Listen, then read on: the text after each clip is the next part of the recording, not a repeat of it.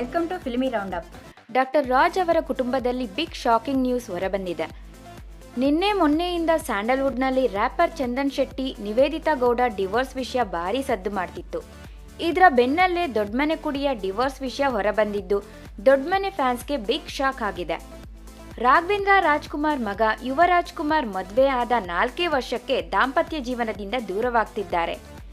ಇಷ್ಟಪಟ್ಟು ವರಿಸಿದ್ದ ಶ್ರೀದೇವಿ ಅವರಿಗೆ ಡಿವೋರ್ಸ್ ಕೊಡ್ತಿದ್ದಾರೆ. ಈ ಡಿವೋರ್ಸ್ ಸುದ್ದಿ ದೊಡ್ಡಮನೆಯಲ್ಲಿ ಮೊದಲ ಬಾರಿಗೆ ಕೇಳಿಸಿರೋದು ನಿಜಕ್ಕೂ ಶಾಕಿಂಗ್ ಸುದ್ದಿನೇ. ಅಸಲಿಗೆ ಯುವ ಶ್ರೀದೇವಿ ಸಂಸಾರದಲ್ಲಿ ಬಿರುಕು ಬರಲು ಕಾರಣವೇನು, ಯಾರಿಂದ ಯಾರಿಗೆ ಡಿವೋರ್ಸ್, ಏನಾಯ್ತು ಅಂತ ಕಂಪ್ಲೀಟ್ ಡೀಟೇಲ್ಸ್ ನೋಡೋಕ್ಕೂ ಮುಂಚೆ ನೀವಿನ್ನೂ ನಮ್ಮ ಚಾನೆಲ್ನ ಸಬ್ಸ್ಕ್ರೈಬ್ ಮಾಡಿಲ್ಲ ಅಂದರೆ ಈಗಲೇ ಸಬ್ಸ್ಕ್ರೈಬ್ ಮಾಡಿ, ಹಾಗೆ ಫಾಲೋ ಮಾಡೋದು ಮರಿಬೇಡಿ. ದೊಡ್ಡಮನೆ ಕುಡಿ ಡಾಕ್ಟರ್ ರಾಜ್ ಅವರ ಮೊಮ್ಮಗ ಯುವ ರಾಜ್ಕುಮಾರ್ ಅವರ 7 ವರ್ಷದ ಪ್ರೀತಿ, 4 ವರ್ಷದ ದಾಂಪತ್ಯ ಕೇವಲ ಡಿವೋರ್ಸ್ ಎಂಬ ಪದದಲ್ಲಿ ಕೊನೆಗೊಳ್ತಿದೆ. ಪ್ರೀತಿಸಿ ಹಿರಿಯರ ಸಮ್ಮುಖದಲ್ಲೇ 2019ರಲ್ಲಿ ಮದುವೆ ಆಗಿದ್ದ ಜೋಡಿ ಈಗ ಕಾನೂನು ಪ್ರಕಾರ ದೂರ ಆಗ್ತಿದ್ದಾರೆ.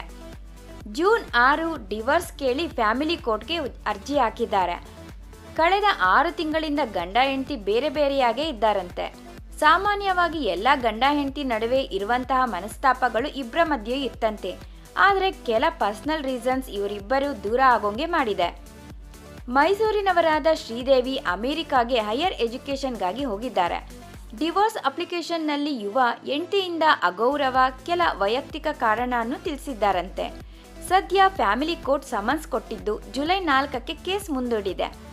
ಸದ್ಯ ಶ್ರೀದೇವಿ ಅಮೆರಿಕಾದಲ್ಲಿರೋದ್ರಿಂದ ಅವರು ಇದಕ್ಕೆ ಯಾವ ರೀತಿ ಸ್ಪಂದಿಸ್ತಾರೆ ಅಂತ ಇನ್ನೂ ಗೊತ್ತಿಲ್ಲ. ಶ್ರೀದೇವಿ ಅವರ ತಂದೆ ಭೈರಪ್ಪ ಅವರು ಇಬ್ಬರ ಡಿವೋರ್ಸ್ ವಿಷಯ ಮೊದಲೇ ಗೊತ್ತಿತ್ತು ಅಂದಿದ್ದಾರೆ. ನಾವು ಬೇಡ ಅಂದ್ರೂ ನನ್ನ ಮಗಳನ್ನು ಓದೋದಕ್ಕೆ ಅಮೆರಿಕಾಗೆ ಅವರೇ ಕಳಿಸಿರೋದು ಅಂತಾನೂ ಹೇಳ್ಕೊಂಡಿದ್ದಾರೆ. ಇತ್ತೀಚೆಗಷ್ಟೇ ಯುವ ಸಿನಿಮಾ ಮೂಲಕ ಯುವ ರಾಜ್ಕುಮಾರ್ ಸ್ಯಾಂಡಲ್ವುಡ್ಗೆ ಎಂಟ್ರಿ ಕೊಟ್ಟಿದ್ರು.